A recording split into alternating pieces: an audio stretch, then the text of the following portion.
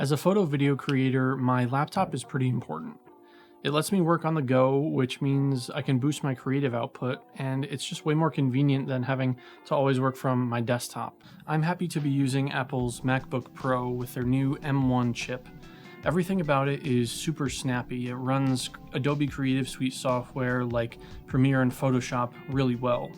But to be truly integrated into a photo video workflow, I think it needs some accessories. So let's take a look at some things I use to make this MacBook even better. Let's start by taking a look at what we have for ports. Now, this generation of machines is no exception to Apple's trend of removing ports left and right from their devices. On this machine, we have a total of 3 ports, 2 USB 4 or Thunderbolt 3 ports, and 1 3.5mm headphone jack.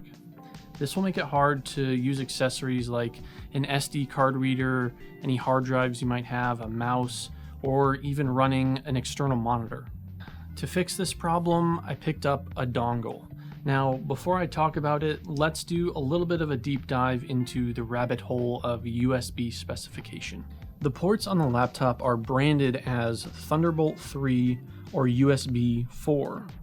The naming scheme for USB is terrible, to be quite honest. From a marketing standpoint, it's a nightmare, and even just from a logical standpoint, it doesn't make any sense. All you really need to know is that the ports on these things are USB-C, so that's that little oval shape, and USB-C only refers to the shape of the port. It doesn't tell you anything about the data rate that the data is being transmitted on that port. USB 4 or Thunderbolt 3 does tell you about the data speed, and that data rate is specifically 40 gigabits per second.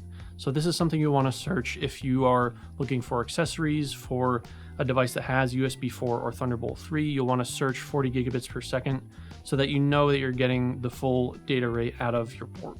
However, all this speed does come at a price. I have yet to find an affordable mobile option for something that will plug into just one USB port and will provide me with the 40 gigabits per second speed. You're often looking at things like docks that will sit on your desk, obviously not mobile, or things that will take up 2 of your USB-C ports and are in the hundreds of dollars. So there's a little bit of work to be done before this speed is affordable, but honestly, it's a little bit overkill anyways, and I'm happy with this. This is a $25 USB-C dongle from FlePow. I'm sure there's dozens of companies like this on Amazon selling this exact same product, but this is just the one I happened to buy. At $25, it includes an SD card reader for your photos and videos, a micro SD card reader for you GoPro users, and an HDMI port for an extra monitor, and 3 more USB Type-A ports for additional functionality. Plus, it's made of aluminum, so it feels pretty nice too. Speaking of ports, let's talk about the charging cord. The charging cord uses one of those Thunderbolt 3 ports we were just talking about, which is frankly kind of a bummer. What's also a bummer is that Apple, in one of their worst design decisions ever, in my opinion, has decided to integrate their power brick into something of this size and weight. Trying to plug this thing into a wall is frankly a nightmare. You have to use the plug on the bottom, because if you use the plug on the top, you'll just be occupying the plug on the bottom anyways with the massive space that this thing takes up. Additionally, this thing weighs so much that the outlet has to be fairly tight. You know how some outlets are tight and others are loose? Well, your outlet has to be tight, otherwise this thing is just going to fall out. For a cool $20, you can buy an extender that solves all of these problems. It's about 6 feet long, it attaches right onto that brick, and it turns the power cable into a normal plug that doesn't take up 2 slots in a power strip or on your wall. I'm not sure if Apple would deliberately design this brick so poorly that you would be forced to spend another $20 on the extender, but it's really unusable without it, and the purchase was basically a no-brainer for me. I'm back in a different shirt this time. I had some technical difficulties with my audio, so let's get back to it. Next, let's talk about a mouse. Now, Apple has always been generous with the size of their trackpads, and for doing things like web browsing or word processing, it's perfect. But when I use creative software, I like to use the keyboard shortcuts, and so I don't want to use the shortcuts while trying to navigate on a trackpad, so I like to use a mouse. We also want to take into consideration the fact that we only have 2 ports. So I'll be using a Bluetooth mouse. This is the Logitech M535, and it's only $20 from Amazon. I got it renewed, so it might be a little bit more expensive normally, but it's a great size. The switches are tactile and responsive. It's got a nice scroll wheel. I think this is a back button, and it charges on a single AA battery, and it's advertised as having a battery life of 10 months, which is pretty crazy. It's a great size for throwing in a camera bag. It is a little small for my hands, but it's cheap and it gets a job done, so it's worth it. You can customize your MacBook in a lot of different ways, and one of those ways is storage. You can tell Apple, I think you can get up to 2 terabytes of SSD storage in your machine, and that's a good option, but it's really expensive, number one, and number two, you want to be careful about how much stuff you're installing directly on your machine, because the space that's on your machine is being shared with your operating system, and so anytime you take up a lot of space, that might end up slowing down the way that your operating system will work on your machine. My computer only came with 512 gigabytes of storage, which is actually a decent amount. I haven't had any issues with storage so far, but like I said, I want to be careful about what I'm keeping on there. So I only have programs like any Adobe programs and things that I'll be using very frequently installed directly on the machine. And for external storage, I've opted for this 1 terabyte G drive from G Technology. It's not exactly cheap, it's $180, but I wanted to make sure that I'm getting an SSD because they are more durable and more stable than hard drives, external hard drives with a rotating disk.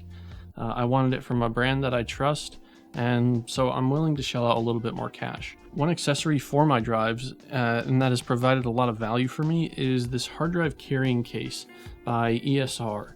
It has an adhesive that you can use to stick onto your laptop, and it will hold your hard drives in place while you're moving or even while you're sitting. It just gets them off the table, gives them a little bit more security. You can see this fabric is super stretchy, and so it'll fit pretty much any size drive. I can't imagine you have anything bigger than that, and this backing has a little bit of a rubberized texture to it, so they're pretty snug. They're not going anywhere.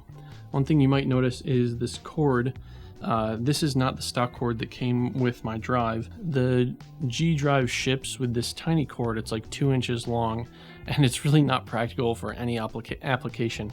So I went and got the $10 cable by Cable Creations. It's just USB-C to USB-C, and it's not 40 gigabit or anything like that. I actually couldn't find any really affordable cables that are that spec, and the drive wouldn't even take advantage of that speed, so I'm fine with settling for something like that.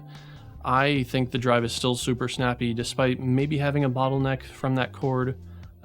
If you want to shell out the extra money, feel free to get a 40 gigabit cord, but I'm not sure that it's worth it with the cost to performance ratio at this point.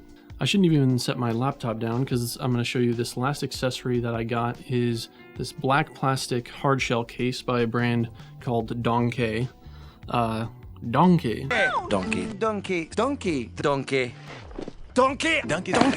It's super cheap at only $14, and it actually includes a silicone keyboard cover. You can see this silicone keyboard cover here. It just protects your laptop from things like water damage and crumbs and things like that. The keys on MacBooks are notoriously hard to get off just because they're so thin and the switches are so tiny.